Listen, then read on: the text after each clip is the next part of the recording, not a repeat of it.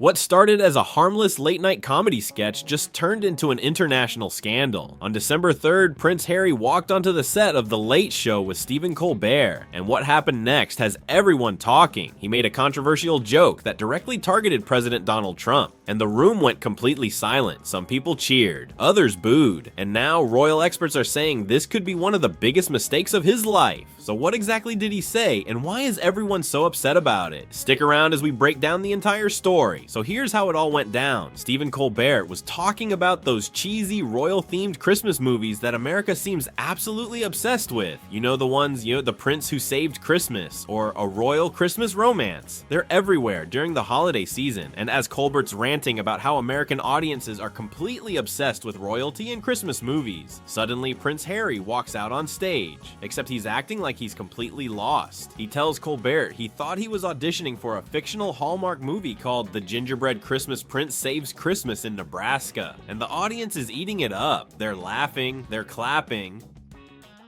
Then Colbert asks him the obvious question: why would an actual prince want to audition for a Hallmark movie? And Harry's response is smooth. He says, "You Americans are obsessed with Christmas movies, and you're clearly obsessed with royalty, so why not?" The crowd loves it. Everyone's laughing. It's wholesome. It's funny. Everything's going great. But then Colbert leans in and says, "Look, I wouldn't say we're obsessed with royalty." That's when Harry drops the bomb. "Really?" Harry says with a smirk. "I heard you elected a king." Those 7 words changed everything. The studio went silent. Some people booed, some people laughed, but it wasn't the same kind of laugh. The energy completely shifted, and everyone in that room knew exactly what he was talking about. He was directly referencing President Donald Trump. Earlier this year, Trump had posted on Truth Social calling himself the King. The White House even released a fake Time magazine cover showing Trump wearing a crown with the caption, "Long live the King." So Harry's joke wasn't subtle. It wasn't ambiguous. It was a direct shot at the sitting president of the United States.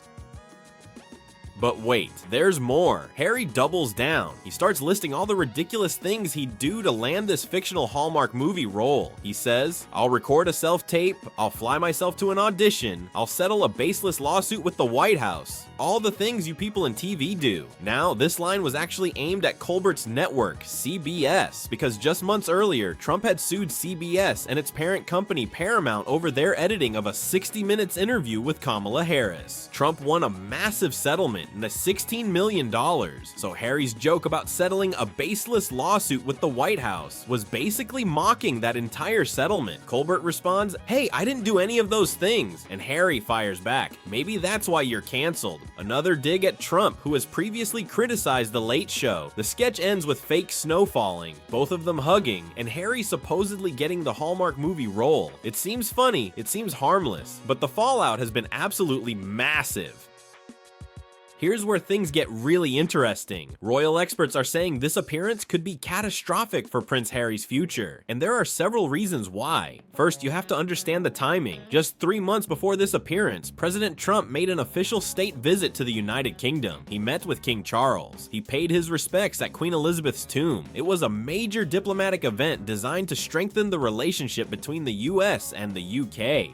The royal family treated it as an important occasion. Now, here's the thing about the British royal family. They're supposed to stay out of politics. That's like rule number 1. They don't take sides. They remain neutral. They represent the nation, not a political party. So when Harry, who still carries the title prince, publicly takes shots at the American president just weeks after his father hosted that president for a state visit, it's seen as a major violation of royal protocol. Royal expert Kinsey Schofield told Fox News, Harry's jab at President Trump on Colbert wasn't clever. It was reckless. Honestly, how does he think he can hold on to a royal title while taking public swipes at the head of a foreign government?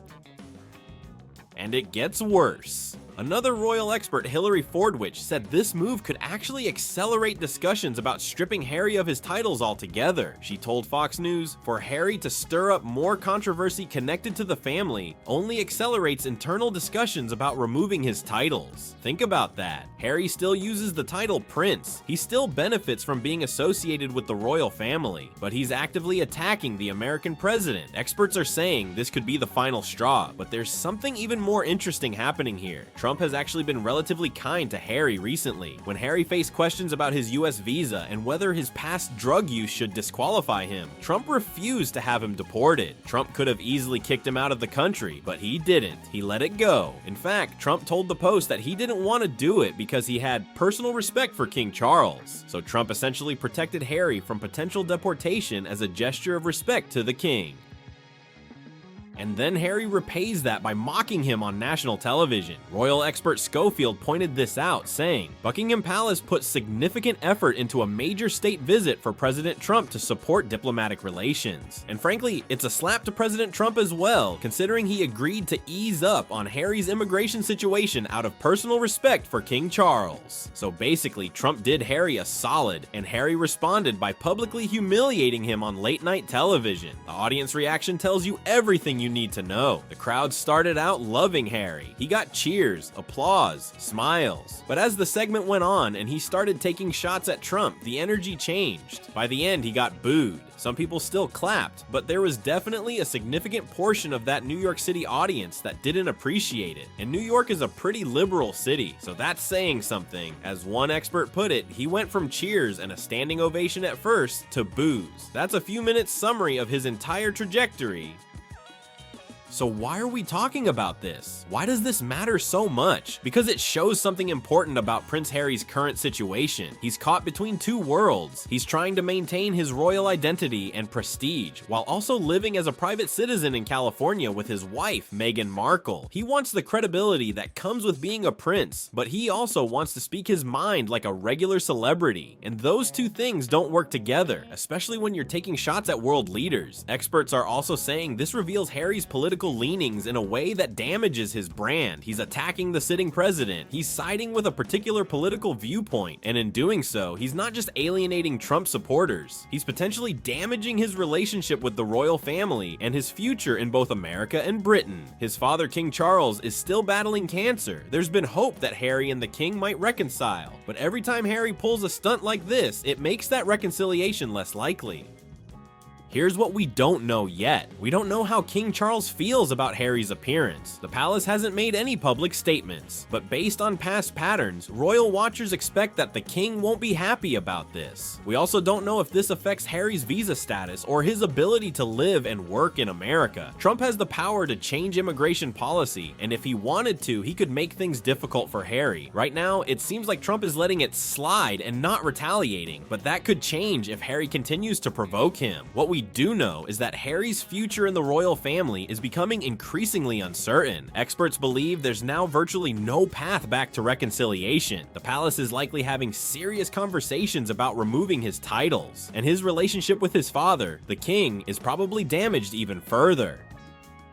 So here's the bottom line. Prince Harry thought he was being funny and clever on a late-night comedy show, but what he actually did was violate centuries of royal protocol, insult the President of the United States, damage his country's diplomatic relationships, and probably sealed the door on any chance of reconciliation with his father, all for a few laughs on CBS. This story shows us how one moment of poor judgment can have massive consequences, especially when you're still trying to cling to a title and prestige you supposedly wanted nothing to do with. What do you think? Do you think Harry went too far, or do you think he has the right to speak his mind?